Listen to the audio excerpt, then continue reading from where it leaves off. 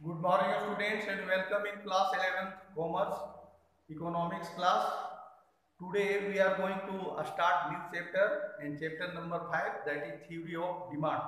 मांग का सिद्धांत के बारे में हम लोग आज अध्ययन करेंगे कि मांग क्या है और इसके आगे में पढ़ते जाएंगे। तो सबसे पहले मांग क्या है, व्हाट इज डिमांड, इसके बारे में हम लोग समझने का प्रयास करते हैं। विद्यार्थियों, हम लोगों को दिन प्रतिदिन विभिन्न प्रकार के वस्तुओं की आवश्यकता होती है, विभिन्न चीज़ों को खरीदने की इच्छा होती है, हम लोग विभिन्न प्रकार की चीज़ों को चाहते हैं। लेकिन क्या सभी वस्तुओं को चाहना या इच्छा करना मांग कहलाता है? नहीं, सभी चीज़ों को इच्छा को हम मांग नहीं कह सकते हैं। तो मांग को, कोई भी वस्तु की इच्छा मांग कब कही जाएगी कि जब उस वस्तु को खरीदने के लिए इच्छा हो। पहले इच्छा होना चाहिए, कोई वस्तु को खरीदने की आवश्यकता होनी चाहिए। मान लेते हैं हमें एक मोबाइल खरीदने की इच्छा है, जरूरत है करके, हमको व्हाट्सएप ग्रुप से जुड़ना है, हमको उसमें से इंटरनेट से पढ़ने हैं, तो नोट्स बनाने हैं, तो इसके लिए एक मोबाइल की इच्छा है।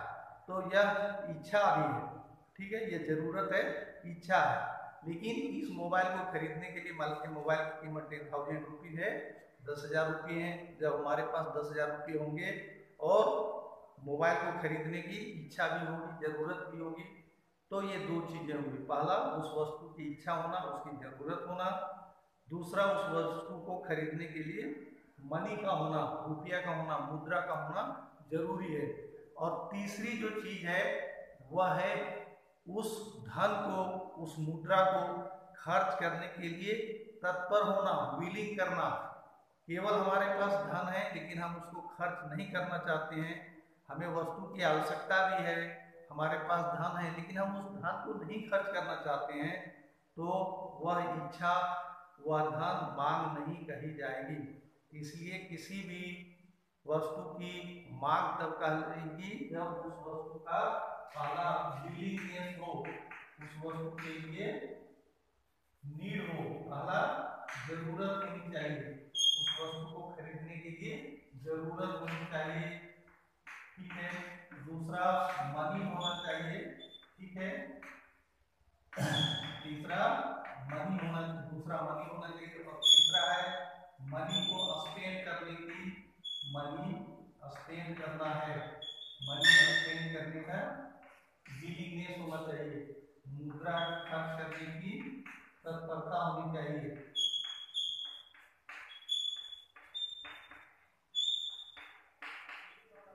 ये तीन चीजें जब होती है तभी हमारी मांग कही जाएगी। अभी उदाहरण दिए, मान लेते हैं एक हमें कार खरीदना है, तो कार खरीदने की जरूरत होनी चाहिए, क्यों कार खरीदना है, इसकी जरूरत। उसके बाद उस कार के लिए मान लेते हैं 5 लाख रुपये हैं, तो 5 लाख रुपये होने चाहिए, और वो 5 लाख रुपये उस पर खर्च करने के लिए हम तैयार होंगे, तभी मांग कही जाएगी। यदि 5 लाख रुपये हैं, हमारे पास 10 लाख रुपये हैं, लेकिन हम उस रुपये को खर्च नहीं करना चाहते हैं, तो हमारी जो इच्छा कार की है वह हमारी मांग नहीं कही जाएगी। इसलिए विभिन्न प्रकार के प्रश्न होते हैं। मान लेते हैं एक भिखारी है, एक बेगर है, वो एक कार खरीदना चाहता है, तो क्या उसकी वो इच्छा को हम मांग कहेंगे? नहीं कहेंगे, कारण कि उस बेगर के पास 10 लाख रुपये नहीं होंगे, 5 लाख रुपये नहीं होंगे, इसलिए वह जो बेगर है, भिखारी है, उसकी इच्छा को मांग नहीं कही जाएगी। इसलिए मांग के लिए 3 शर्त है कि उस वस्तु की नीड होनी चाहिए, इच्छा होनी चाहिए, डिजायर होना चाहिए, उसके बाद मनी होना चाहिए, और मनी को स्पेंड करने के लिए विलिंगनेस होना चाहिए, तत्परता होनी चाहिए। तो ये मांग है। तो मांग के बारे में आप इसका अध्ययन करेंगे आगे में।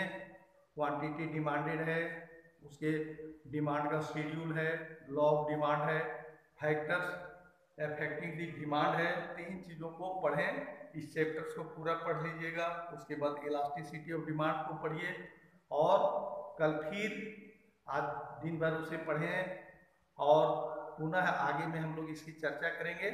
तो तब तक के लिए आप इसको नोट्स बना लेंगे और अध्ययन जारी रखेंगे। धन्यवाद।